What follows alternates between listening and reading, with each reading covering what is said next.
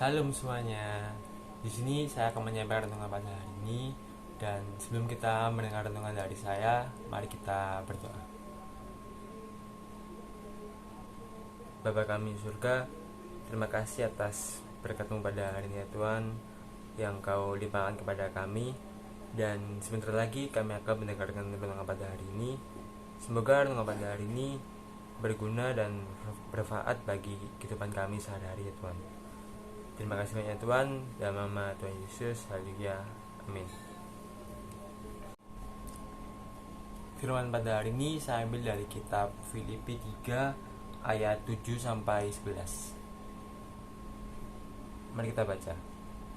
Tetapi apa yang dahulu merupakan keuntungan bagiku, sekarang kuanggap rugi karena Kristus. Malahan segala sesuatu kuanggap rugi karena pengenalan akan Kristus Yesus, Tuhanku, lebih mulia daripada semuanya.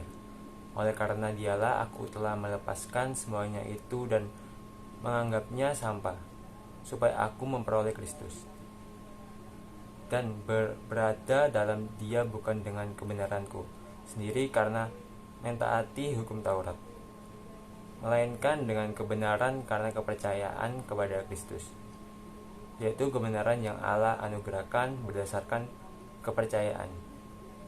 Yang ku kehendaki ialah mengenal Dia dan kuasa kebangkitannya dan memperkutukan Tuhan dalam penderitaannya, di mana aku menjadi serupa dengan Dia dalam kematiannya, supaya aku akhirnya beroleh kebangkitan dari antara orang mati.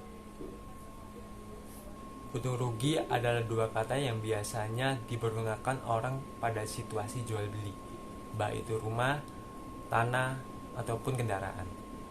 Tetapi istilah untung rugi juga dipergunakan dalam pengambilan keputusan-keputusan dalam hidup. Dalam mengambil keputusan-keputusan, biasanya untung rugi dipertimbangkan supaya tidak ada penyesalan di kemudian hari, karena dampak atau konsekuensi yang muncul. Semua orang pasti berharap semua perjalanan hidupnya berjalan dengan baik, dengan konsekuensi kerugian yang minimal.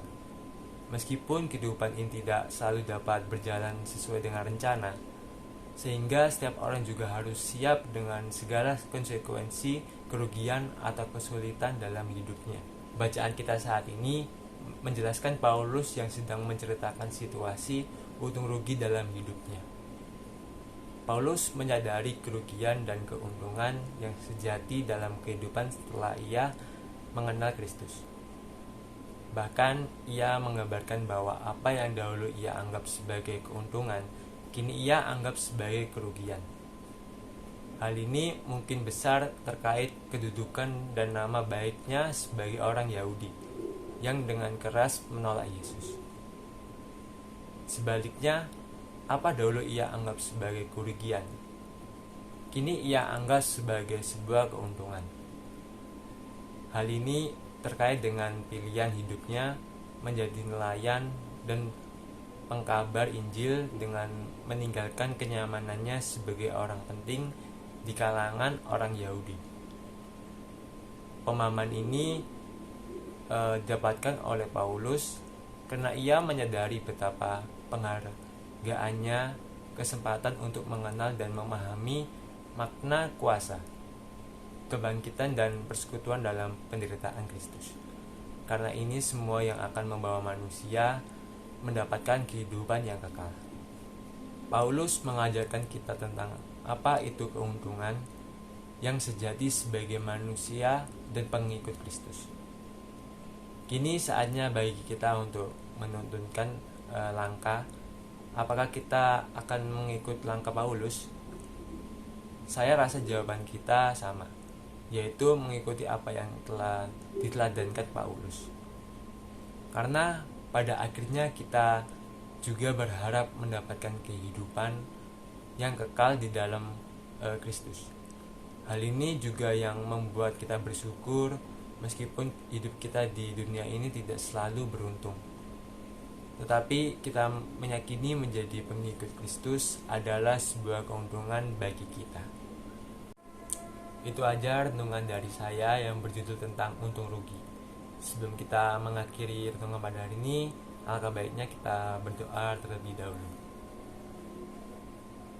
Bapa kami yang ada di surga, terima kasih atas berkat-Mu pada hari ini ya Tuhan. Dan kami telah mendengarkan sedikit firman-Mu, dan tanamkanlah di hati kami masing-masing, sehingga firman-Mu jadi kekuatan kami dalam kehidupan kami sehari-hari. Dalam nama Tuhan Yesus, haleluya, amin. Terima kasih telah mendengar renungan pada hari ini. Semoga renungan pada hari ini bermanfaat bagi kehidupan kami sehari-hari.